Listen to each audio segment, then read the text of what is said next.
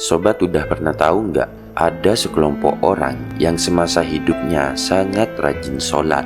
Akan tetapi kelak di akhirat mereka justru dimasukkan ke dalam neraka sakor. Loh, kok bisa?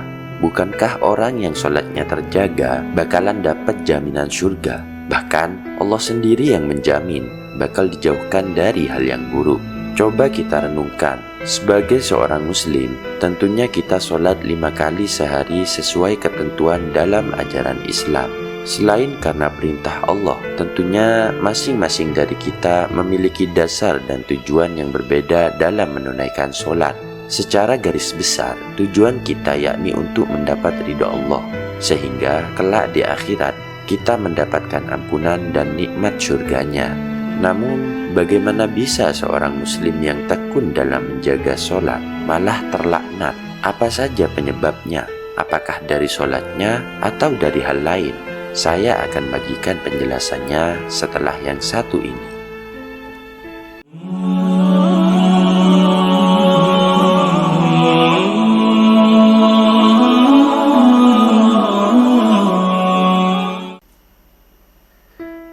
Assalamualaikum warahmatullahi wabarakatuh. Sobat Aye yang dimuliakan Allah, sholat adalah tiang agama.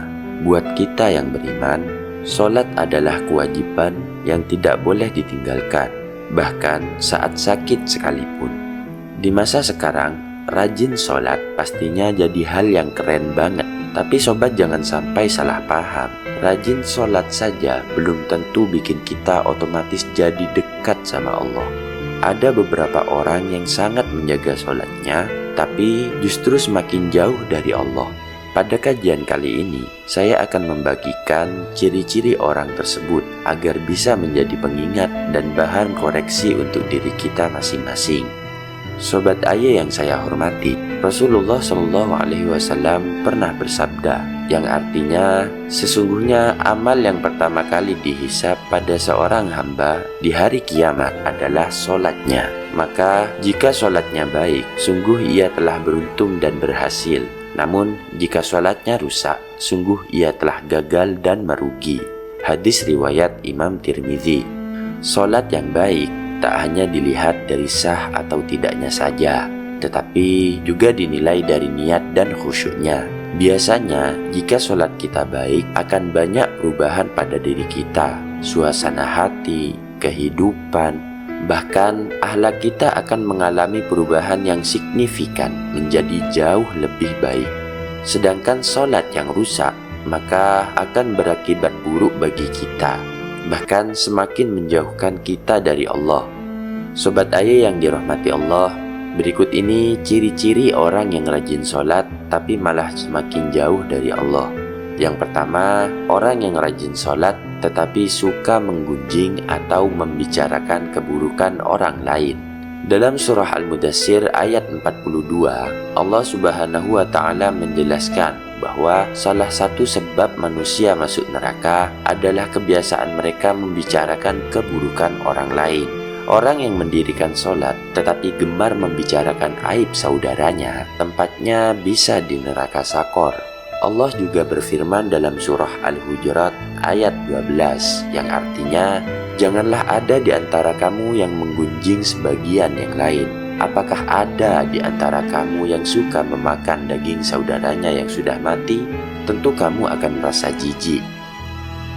Oleh karena itu, jika kita tidak ingin sholat kita rusak, maka jauhilah ghibah, karena ia merusak amal ibadah kita. Yang kedua, orang yang rajin sholat tetapi suka berdusta. Sobat Aye rahimakumullah, berdusta adalah salah satu dosa besar yang menghapus seluruh amal. Allah Subhanahu wa Ta'ala berfirman dalam surah An-Nahl ayat 105, yang artinya, sesungguhnya yang mengada-ngada kebohongan hanyalah orang-orang yang tidak beriman kepada ayat-ayat Allah. Maka sekalipun seseorang rajin sholat, jika lisannya sudah berdusta, amalannya akan sia-sia. Yang ketiga, orang yang rajin sholat tapi lalai dalam sholatnya. Allah Subhanahu wa Ta'ala berfirman dalam surah Al-Ma'un ayat 4-5, yang artinya, Maka celakalah bagi orang-orang yang sholat, yaitu orang yang lalai dalam sholatnya. Yang dimaksud lalai dalam sholat adalah orang yang kurang berhati-hati terhadap syarat dan rukun sholat, dan orang yang tidak khusyuk saat melakukan sholat. Rasulullah Shallallahu Alaihi Wasallam juga bersabda, berapa banyak orang yang sholat namun keuntungannya hanya rasa lelah dan letih. Hadis riwayat Ibnu Majah. Yang keempat, orang yang rajin sholat tapi tidak peduli terhadap sesama. Allah Subhanahu wa Ta'ala hanya menerima sholat dari hamba-hambanya yang rendah hati, dermawan, dan peduli terhadap sesama. Rasulullah Shallallahu Alaihi Wasallam bersabda, orang yang dermawan itu dekat dengan Allah, dekat dengan manusia, dekat dengan surga, dan jauh dari neraka. Hadis riwayat Imam Tirmidzi. Yang kelima, orang yang rajin sholat tapi masih riya. Riya adalah penyakit hati yang sangat berbahaya, dan orang yang memiliki sifat riya adalah termasuk golongan orang yang munafik.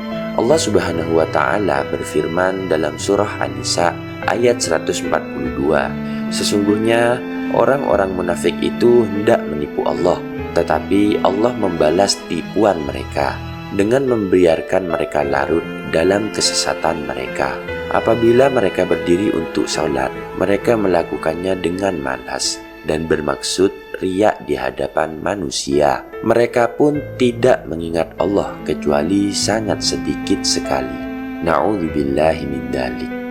Sobat Aye yang dirahmati Allah, dari penjelasan tadi dapat disimpulkan bahwa wajib pertama kali bagi kita memperbaiki sholat kita terlebih dahulu. Perhatikan syarat dan rukunnya. Sudah benarkah kita bersesuci? Sudah benarkah waktu sholatnya? Sudah benarkah niat dan rukunnya? Dan sudah khusyukkah kita saat melakukannya? Jika semua sudah kita lakukan dengan baik dan benar, maka yakinlah bahwa Allah akan menjauhkan kita dari perbuatan yang keji dan mungkar. Dengan khusyuk, hati dan pikiran kita akan mendapatkan ketenangan. Dengan keistiqomahan, dunia dan akhirat kita akan menjadi lebih baik. Orang yang rajin sholat tapi masih suka berbohong, suka membicarakan orang lain, dan suka riya, mereka adalah orang-orang yang lalai dalam sholatnya, kurang memperhatikan syarat dan rukunnya, kurang memahami niat dan bacaan dalam sholatnya. Jika sholat mereka sudah rusak, maka sekalipun mereka telah mati-matian dalam menjaga sholatnya, hanya kerugian dunia dan akhiratlah yang mereka dapatkan.